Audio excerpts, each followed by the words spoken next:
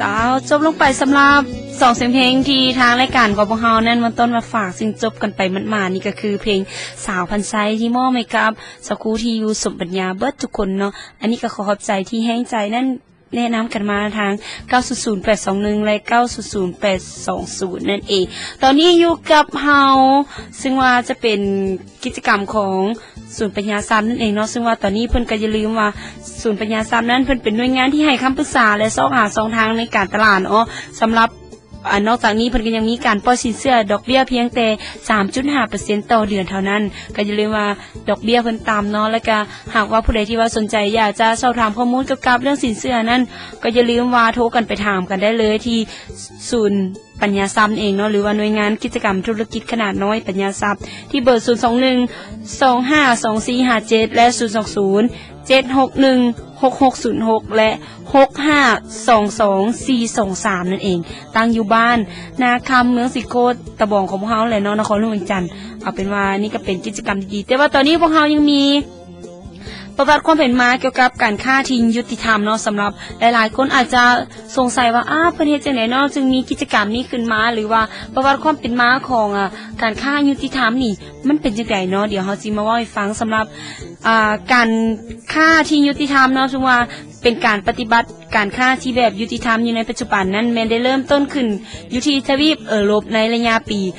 1990 นั่นเองในระยะนี้เนาะซึ่งได้คำขวัญที่ว่าการฆ่าบ่แม่นการช่วยเหลือล้านนั่นเองนอกจากนั้นเนาะยังได้กลายเป็นที่ฮู้จักในระดับสากลในปี 1968 เมื่อการฆ่ายุติธรรมได้ถูกยอมรับในกองประชุมสัมมนาเกี่ยวกับการฆ่าและการพัฒนาของสหประชาชาติแล้วซึ่งได้เน้นหนักในการสร้างตั้งและนำใช้ความสัมพันธ์ของการฆ่ายุติธรรมในการพัฒนาโลกนี้อีกตลอดในปี 1960 และปี 1970 นั้น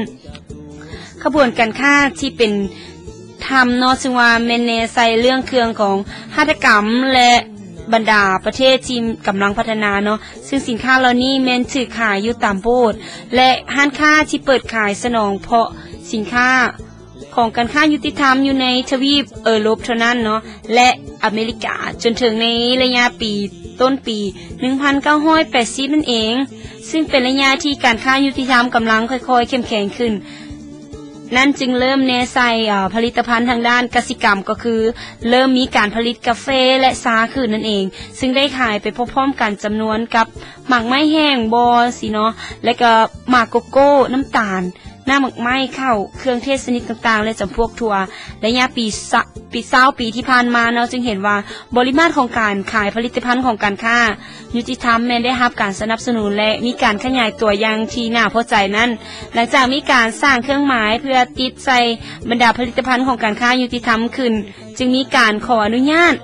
ให้นำสินค้าของการค้ายุติธรรมไปขายอยู่ซุปเปอร์มาร์เก็ตทั่วประเทศเนาะทั่วไปแบบนี้และบรรดาผู้ค้าขายย่อยเพื่อเฮ็ดให้บริโภคสามารถซื้อผลิตภัณฑ์ได้โดยบ่ต้องไปซื้ออยู่ในห้างค้าเฉพาะของการค้ายุติธรรมได้เนาะนอกจากนั้นยังเฮ็ดให้ผู้บริโภคและผู้จำหน่ายสินค้าที่ต้องการติดตามที่มาของสินค้าเพื่อรับประกันว่าสินค้าเหล่านั้นแม้ได้ให้ประโยชน์ต่อกับผู้ผลิตชาวเกษตรกรหรือชาวบ้าน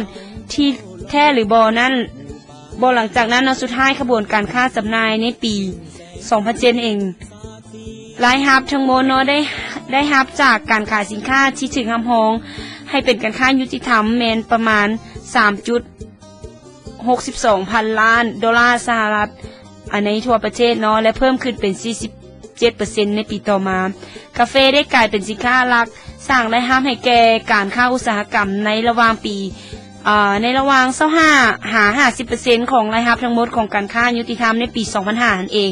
แม้นมาจากการค้าขายกาแฟนี่เองเนาะและการค้าขายของการค้ายุติธรรมแม้นได้คาดหวังว่าจะเพิ่มขึ้นในปีต่อมาโดยอิงไซ Just Food Global เนาะ Market Review ในปี 2005 ได้ตั้งเป้าหมายว่าบรรลุ 9,000 ล้านดอลลาร์ในปี 2012 และ25,000 ล้านในปีนั่นเอง